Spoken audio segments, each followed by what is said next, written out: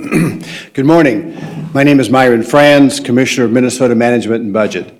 I'm joined today by State Economist Laura Kalambakidis and Budget Director Margaret Kelly to present the November forecast. MMB's forecast documents are available online at mn.gov/MMB under the Forecasts and Updates tab. We are here to present, can I do the slides? Yes, we are here to present the November forecast for the state budget. And I'm pleased to tell you that we continue to project a positive balance for the remainder of this biennium and for the next biennium. The forecast balance for the next biennium, 2018-2019, is $1.4 billion. As required by law each November, we added 33%, or $334 million of the forecast balance for 2016-2017 to the budget reserve. This adjustment brings our budget reserve balance to a little over $1.9 billion, which is very close to our recommended reserve target of about $2 billion.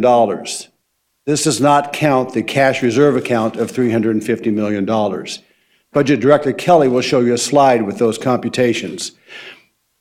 So you'll recall that at the end of session, we estimated $729 million were in the bottom line for 16 and 17. And that has increased to $1,012 million, $1.012 billion, of which we multiplied to 33% times to get the $334 million reserve target allocation.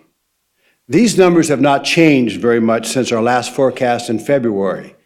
We believe that this budget forecast reflects the result of sound fiscal management year after year. This forecast may sound boring to you all, but trust me, in this case, boring is good. Because boring today means our budget remains stable and structurally balanced. Let me demonstrate this. This forecast is our 7th in a row with a balanced budget. And we are again forecasting budget balance for the next 2 biennia. Let's compare 2016 to 2011, when Governor Dayton took office. At that time, we owed billions of dollars to our schools and faced a $6 billion deficit in January 2011. Let me assure you that I prefer this boring forecast over that scenario in 2011. By focusing on sound fiscal management, we have restored our state budget to one Minnesota can be proud of. We paid back our schools over $2 billion that we owed them. We increased our tax revenues and in the process made our taxes more fair. We increased our budget reserve to the largest in state history. We strategically invested in early education, our K-12 system, colleges, training programs, and more. We managed our state budget so that our spending does not outpace our revenues, the very essence and definition of structural balance. Minnesota continues to be a success story. We have a diverse economy that continues to grow, but more slowly. We have the 11th lowest unemployment rate among the states. And just last July, one of the rating agencies, Fitch, restored Minnesota's AAA bond rating. But let's talk about what this forecast does and what it does not do. One thing that this forecast does is look at the state as a whole. And as a state, Minnesota is doing well. Many states would envy this budget forecast today. What this forecast does not do, however, is show the disparities that still exist throughout our state. Across Minnesota, we see disparities in education opportunities, healthcare access, and jobs. This is unacceptable. For example, the Department of Employment and Economic Development's county unemployment data from October shows that Koochiching County in northern Minnesota has a 7% unemployment rate, while Olmsted County in the southeast has a 2.6% unemployment rate. We must work to ensure that all Minnesotans have the opportunities to take part in our job growth, in our growing incomes, and in our excellent schools, colleges, training programs, and universities. We must include more individuals and families in healthcare that works for them. The health and vitality of our state is not a metro versus greater Minnesota issue. We are one Minnesota, and we need to make sure our efforts benefit everyone who calls this great state home. We have made incredible progress over the last 6 years, but our work is not done. As you know, there are many different types of risk or uncertainties in a forecast. This forecast is somewhat more challenging because every 2 years we forecast in November for the next biennium 6 months before it even begins. So today we are forecasting out 54 months, and a lot can happen in 4.5 years. I'm now going to turn it over to Professor Kolombakidis to provide details about the economic outlook, revenue projections, and forecast risk.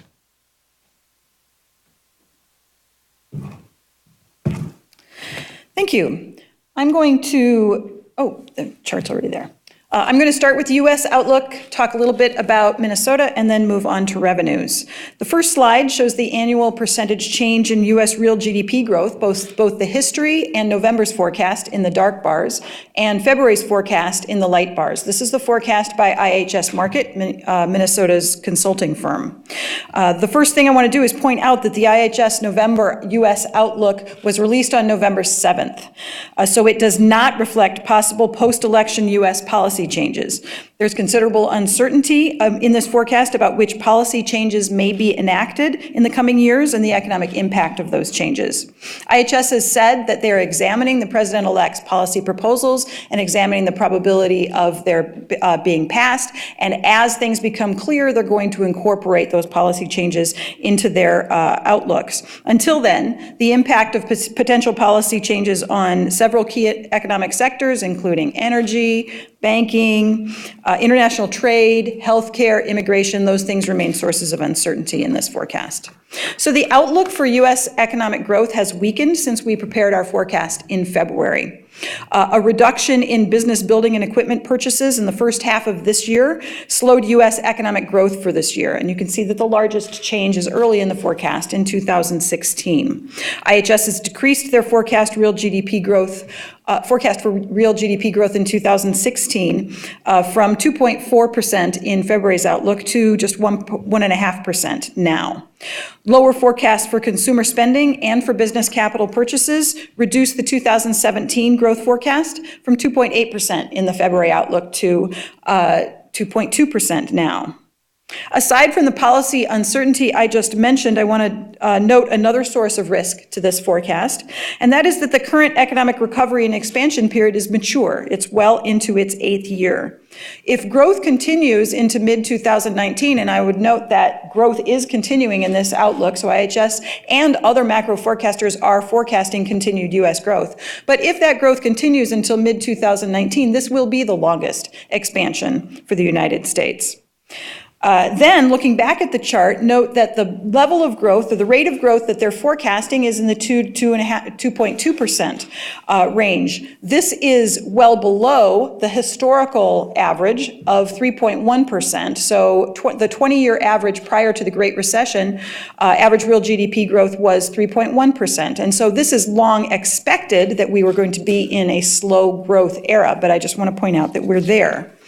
And slow growth in a mature expansion makes an economy more vulnerable to shocks, reducing its capacity to weather an unexpected downturn.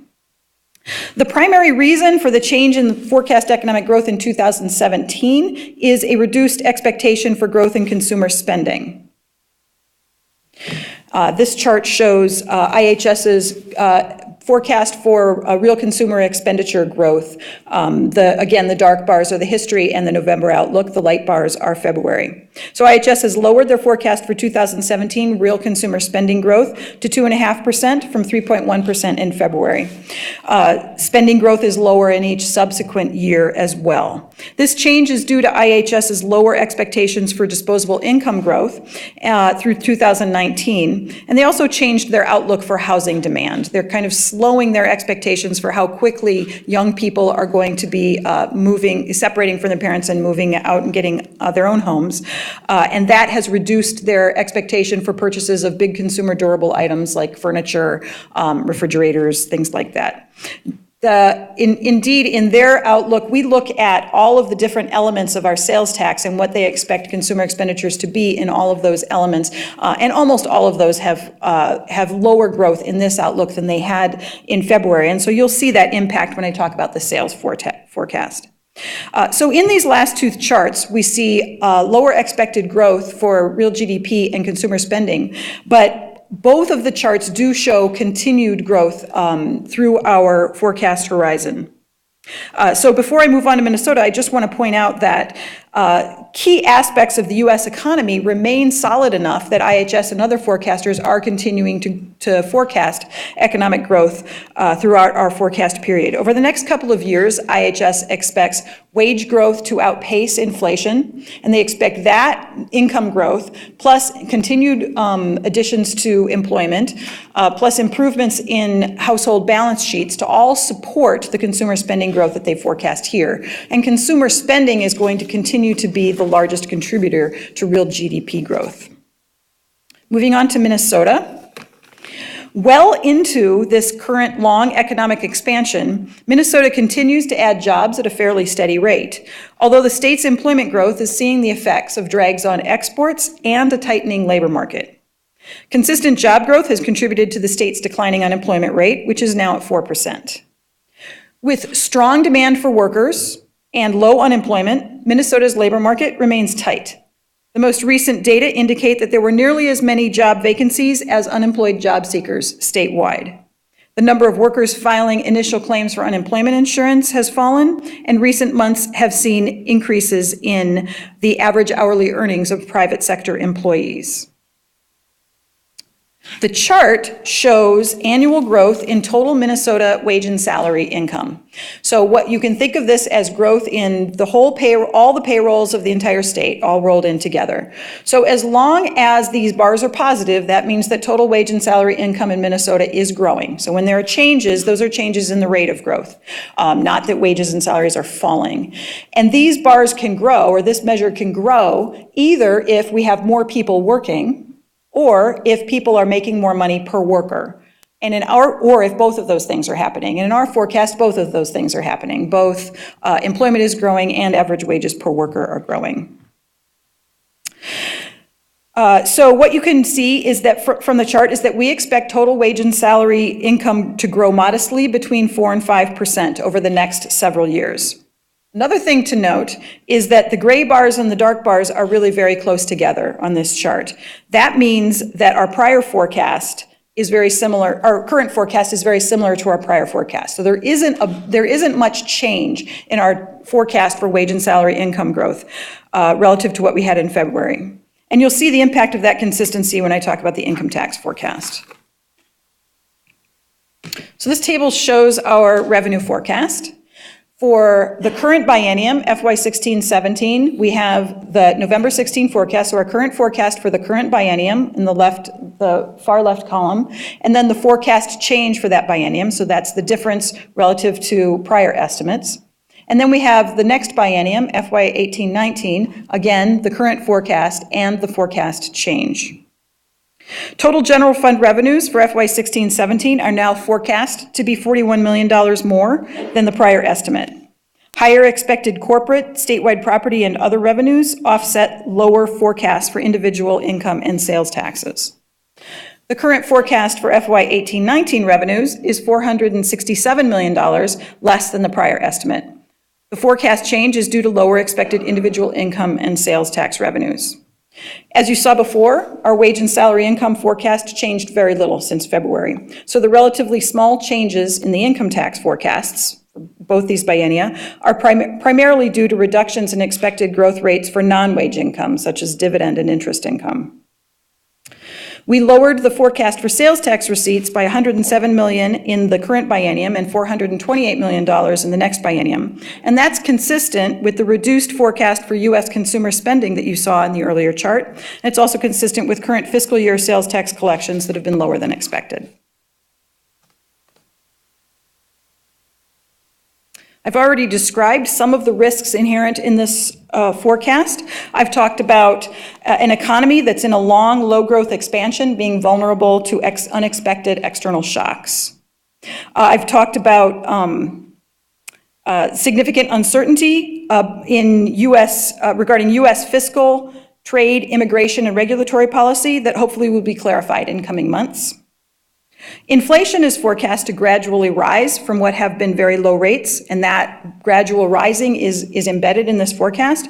But the risk is that if prices accelerate more quickly than this forecast expects or than the Federal Reserve feels comfortable with, subsequent actions by the Fed could lead to a different outcome than what we forecast here.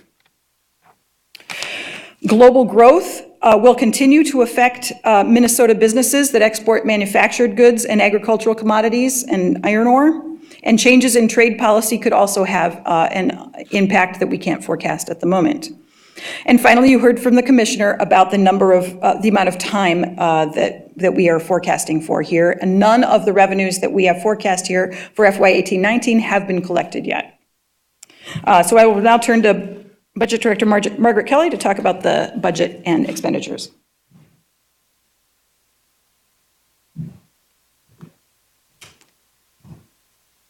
Oh, no. Oh, there we go. I'm going to walk you through the spending changes in the forecast and then walk you through the impact that the spending and revenue changes will have on our budget and on our projections. So first, overall spending is reduced both in the current and next biennia compared to previous forecasts. On this chart, you can see 16 and 17, and then 18 and 19 are forecast and the change. Clearly, as you can see on this table, Health and Human Services spending is driving the savings that we're seeing on the spending side. Starting at the top of the table, education spending is virtually unchanged from the end of session estimates. Only a $3 million change on a $17 billion budget. And to use a sports analogy here, we stuck the landing. We're just seeing a little faster growth rate in the number of students, resulting in additional general education spending. Property tax aids and credits are also relatively unchanged from the end of session estimates, and we're just seeing minor fluctuations in the number and average size of property tax refunds. Health and Human Services spending changes are almost entirely healthcare related, and it's a result of two trends. First, lower enrollment in our basic healthcare services, and this is in all of our major enrollment categories: families with children, adults without children, and elderly and disabled. But in that latter category, we're seeing slower enrollment growth among the disabled and faster enrollment growth among the elderly. Overall, enrollment is still growing, just at a slower rate. The second trend that we're seeing is lower average payments for some of our home and community-based services. And these are services that keep the elderly in their home and out of our long-term care facilities. And in particular, one waiver service, our Community Access Disability Inclusion, or it's our CADI waiver. The caps were lifted last session, and so we had an influx of healthier individuals, bringing the average payment down. Our debt service projections are lower in the current biennium. When we went to market in August, we had a smaller bond sale than we had anticipated, and the rates were great. And so we have some interest savings on our debt service payments. In the next biennium, though, we are assuming that we will actually pass a larger bonding bill this coming session. Typically, in an odd year, we assume a small bonding bill, but given that there was no bonding bill last year, we're assuming an $800 million bill in this next legislative session. So that increases the debt service costs going forward. So how did these spending and revenue changes impact the bottom line? For fiscal year 16-17, the biennium that we're currently in, we had anticipated a $729 million balance at the end of last legislative session. It's a number in the left column. When we officially closed the books on fiscal 16, we ended that fiscal year ahead of projections. And this gain in fiscal year 16 offset the lower revenue projections for fiscal 17 that Dr. Kolumbakitis talked about, resulting in a small $41 million revenue gain in this forecast. Spending is also lowered in the current biennium, which brings us to a positive balance for fiscal 16-17 of $1.012 billion. And current law allocates 33% of that to our budget reserve. So we put $334 million into the reserve today, leaving $678 million on the bottom line, just $51 million less than we anticipated at the end of session.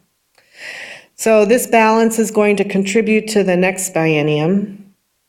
So for fiscal year 18-19, the budget that we're going to be putting together, governor recommendations coming out in January, we're now estimating a $1.4 billion balance. 467 million lowered revenues in fiscal year 18-19 compared to our previous forecast, offset by 152 million of spending reductions, leaving us with 376 million less than we were anticipating at the end of session. And this will set the stage for the next budget. So looking ahead, this is the first time we are projecting revenues or spending estimates for the 2021 biennium. And like Dr. Kolumbakidis and Commissioner Frans said, this is pretty far out and these projections are pretty risky. So the table here compares the revenues that would be collected within the biennium to the current law spending that we are anticipating, obligations that we have within that same biennium. And you can see here that we're projecting a positive balance for both biennia. Revenues are growing at an average annual rate between 2018 and 2021 at about 3.5%. Spending is growing at 2.7%. So we have structural balanced budget in the current biennium, in the next biennium, and in the biennium way out there. Finally, we don't include inflation in our forecast with the exception of the few areas that we talked about earlier in education and healthcare, but it does impact the ability of state agencies to deliver current services. So inflation estimates in this forecast are higher than they've been in more recent forecasts. They've been in the 1.2 to 1.8% range. With this forecast, it's 2.4 to 2.6%. So our forecast is a current law forecast, meaning what are the obligations we have in law projected forward, taking the appropriations and adjusting them for those changes. A current services budget would accommodate some level of inflation to be able to continue to deliver the services we're delivering today. So clearly this inflation estimate, while it's very rough, will impact our ability to deliver services and changes the nature of the budget. But with that, I'm going to turn it back to Commissioner Frans.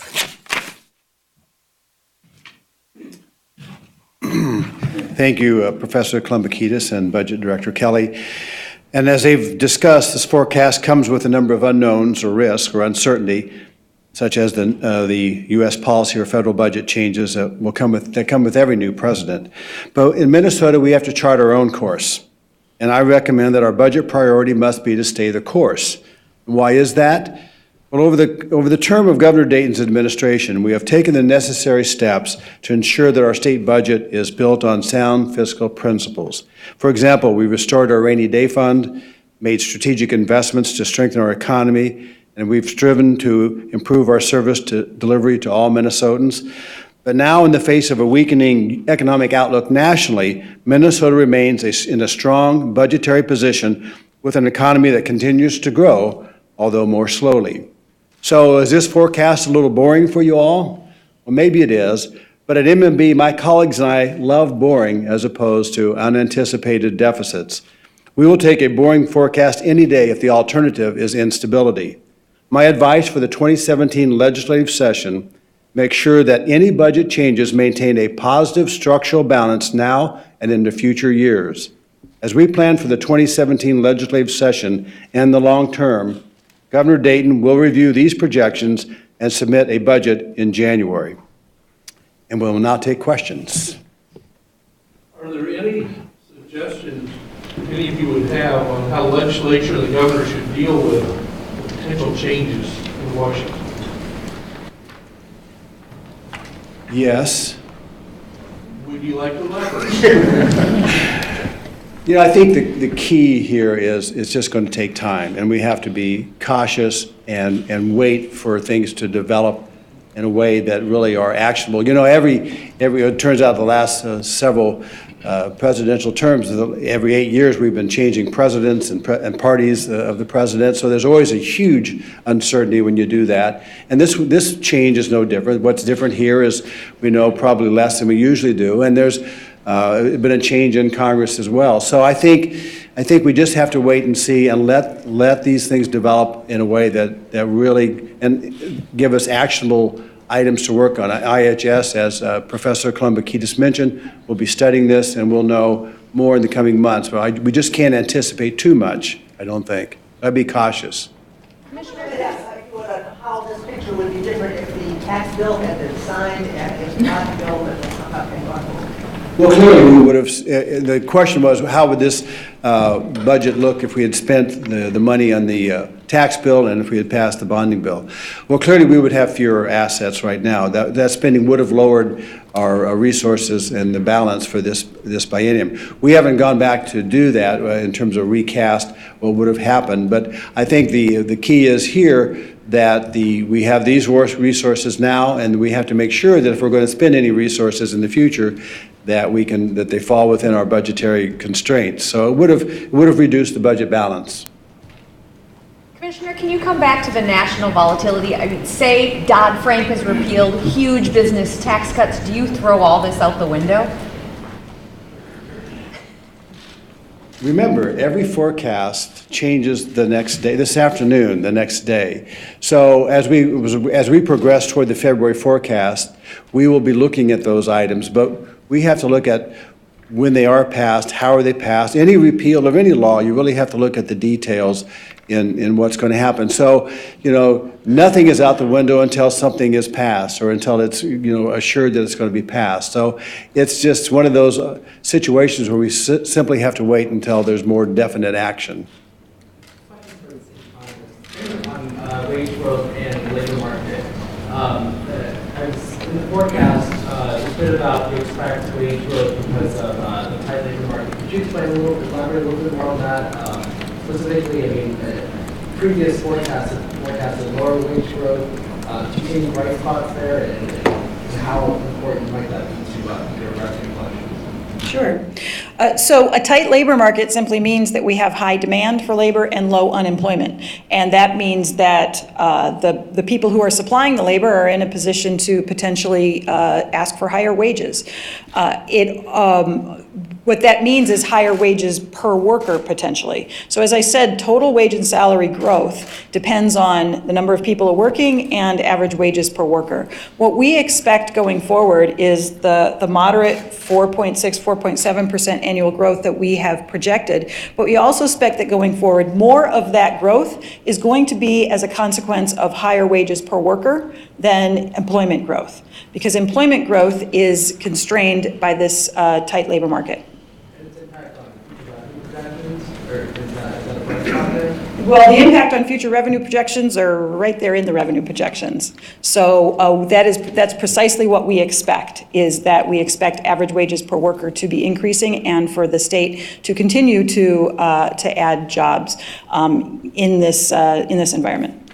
Is the shortage of labor now constraining our economy, and if so, what remedies should we be employing to deal with it? So when you have high demand for labor and low unemployment, the one thing you don't want to do is you don't want to have lower demand for labor. Like that would relieve the pressure, but you don't want that. You want the economy to keep growing.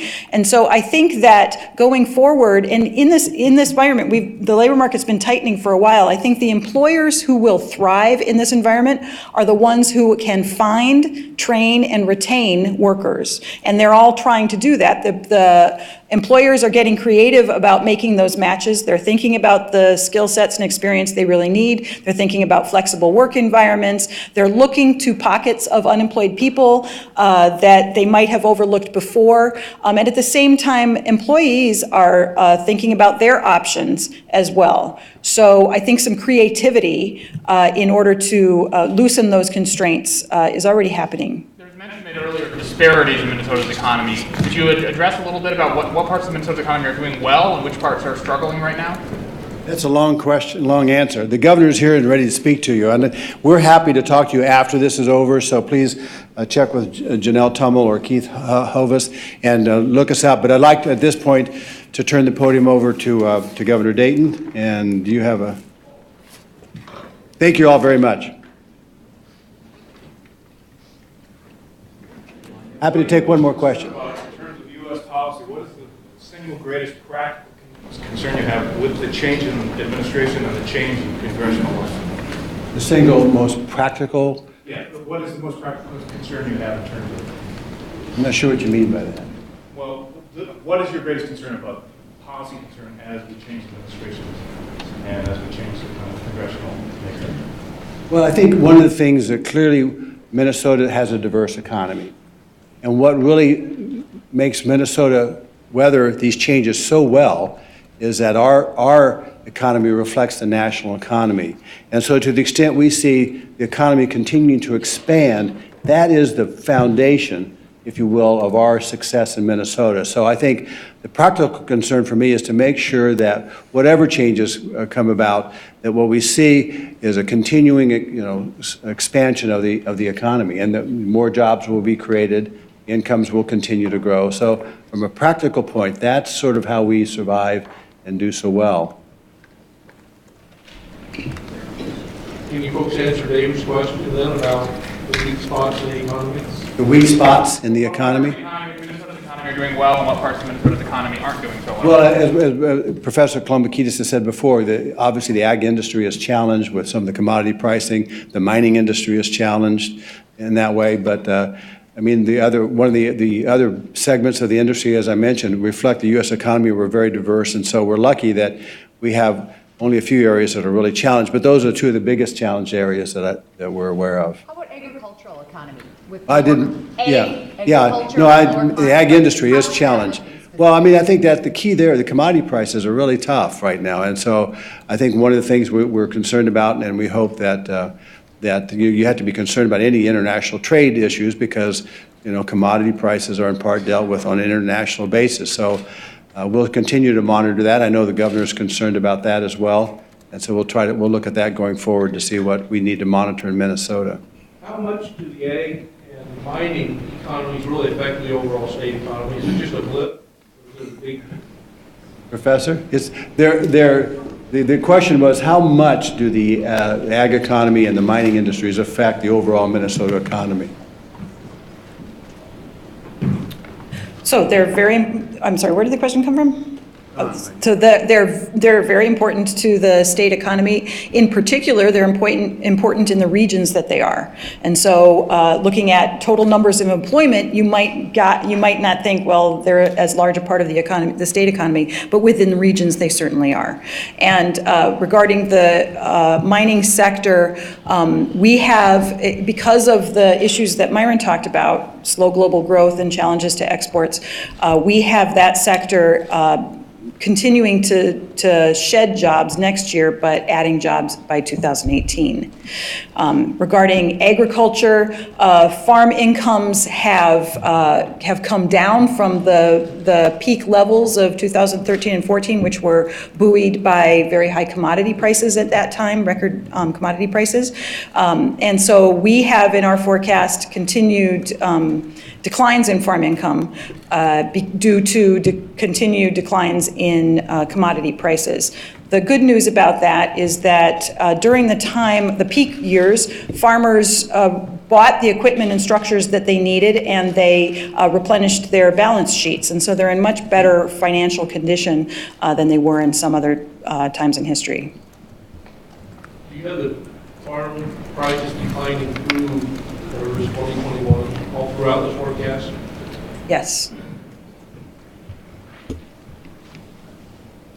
Thank you. We'll just wait for a moment and we'll carry on with the governor meeting comes.